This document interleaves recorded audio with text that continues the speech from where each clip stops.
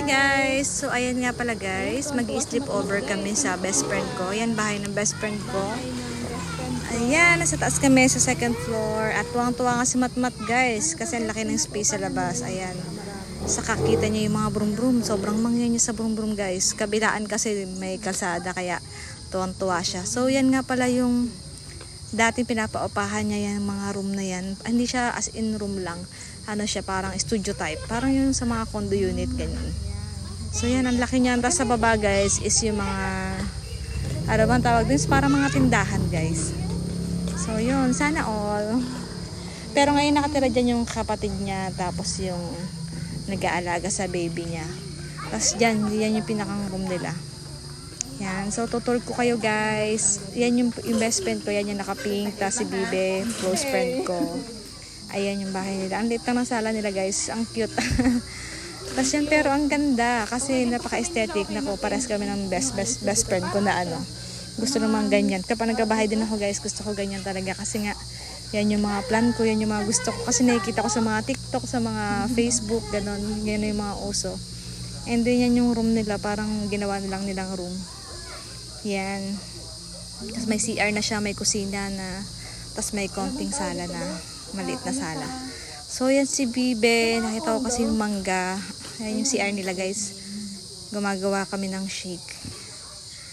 So yan, maganda na kahit ganyan lang kalit. Parang tiny house lang siya. Yan si Matmat makulit. Gustong gusto niya ng fries. Yan, ang cute naman. Ano na to? Makunat na yung Fries. nachos, parang nachos. Sarap yan kanina. So yan nga, si Matmat tuwa dyan kasi may pa-bubbles. Saka guys, hindi dyan mainit kasi yung harapan niya, di ba kalsada, tapos kapila ng kalsada kapilya, tapos ano na siya, palayan. So maganda yung lugar dyan. Malakas yung hangin guys, kahit tanghali hindi ganun kainit. Kasi mahangin, malakas yung hangin. So ganyang lugar din yung pwesto yung gusto ko, kasi gusto ko tabi ng palayan. Tapos medyo malapit lang din sa kalsada kasi nga malakas yung hangin. Kasi dun sa bahay nila nanay guys, sobrang init. Sobrang grabe kasi tabon siya ng mga puno. So dito maganda. At yan nga si Matmat nagpapasubo na rin na gusto niya yung pagkain ni Kia. Na-miss niya yung mga ganyang pagkain.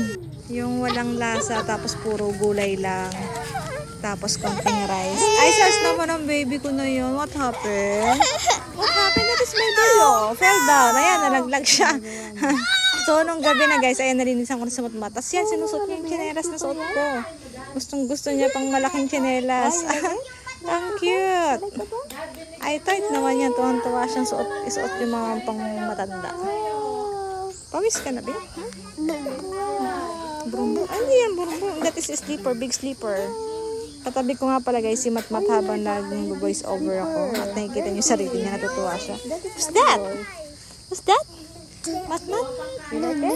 Burumbo, walang burumbo yan. Yes? Ay, ito nga, napakuha na lang ni Bibi. Dito.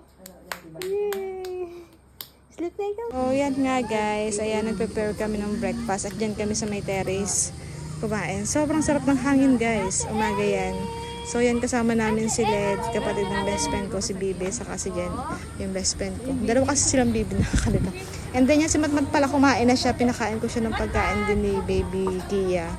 So nandyan lang siya, nanonood siya ng Cocomelon. So kami na lang kakain, pero sinubusubuan ko pa rin siya. So yan yung picture namin nung gabi guys. And then mag-movie marathon sana kami, kaya lang guys, walang internet nung time na yun, hindi kami nakapag-Netflix. So ang nangyari guys, nagchikahan na lang kami to the max. Hanggang 12 o'clock kami nagchichikahan. So yan, ang sarap na, ang dami namin pagkain. Nagustuhan ko talaga yung bagoong. Sobrang sarap. At yan, ang ganda ng bahay nila Bibi, ang cute, super cute. And yan, dede yung dalawang baby. And yan yung mga picture namin. Sobrang ganda guys ng background namin. Yun lang po, bye!